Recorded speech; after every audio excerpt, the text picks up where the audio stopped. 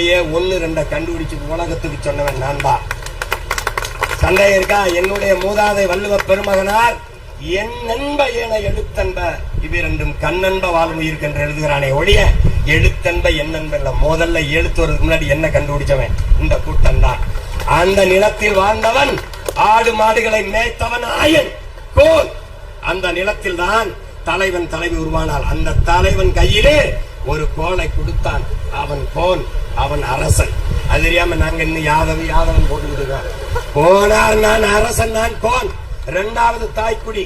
கீழே இறங்கின நிலமும் இந்த வயல் சார்ந்த இடமும் அங்க வந்த மருத மரம் அதிகமா இருந்தது. அதனால அந்த நிலத்துக்கு பேர் மருதத்தினைன்னு வச்சான். அங்கதான் வேளாண்மை செய்து வாழ தொடங்கணும். ஜனவளம் விளங்க. நாங்க ஒண்ணு புதுசா இல்ல. அன்றிலிருந்து இது என்னோட இணைந்து இருக்கு. இந்த பனை, இந்த ஆடு மாடு வளர்த்தல், வேளாண்மை செய்தல் எல்லாம் ஏதோ புதுசா நான் செய்யறேன்னு. திராவிட இந்த திருடை இருக்கிற வர கல்லு மதுவாதான் இருக்கும். டாஸ்மார்க் சரக்கு விற்பனைக்கு இருக்கத்தான் செய்யும். இதை ஒழிக்கணும். வேற வழி இல்ல. ஜல்லிக்கட்டு போராட்டத்தை தடை செஞ்ச மாதிரி அதை தடை செஞ்சது அதை நீர் உடச்சு நொறுக்கின மாதிரி இதை நொறுக்கணுன்ட்டு என் ஊர்ல கல்ல இருக்கணும் சொந்தக்கார புறம் பிடிச்சி போயிட்டான். போலீஸ் ஸ்டேஷன்ல இருக்காரு. இப்ப ஒவ்வொன்னா செய்யறேன். இந்த வாரம் ஒன்னொன்னா செய்யறேன். இன்னைக்கு கல் இறக்கிருக்கேன்.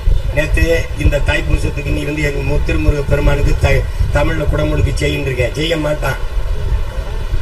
மலர் மாலைக்கு கழுத்தை நீட்டுவதை போல மரண கயிற்றுக்கு எவன் துணிந்து கழுத்தை நீட்டுகிறானோ அவனே உண்மையான வீரன்.